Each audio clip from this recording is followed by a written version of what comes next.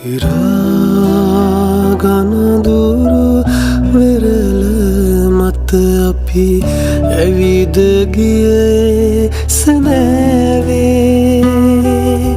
එදා සැනසුණු දෙවුරු තල අපි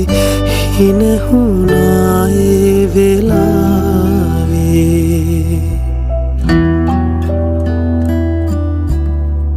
නිවුණු මොහොතක් ආයේ එනවානම්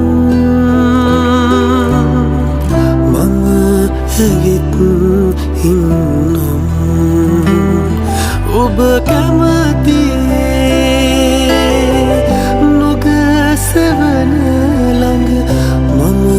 ඇවිත්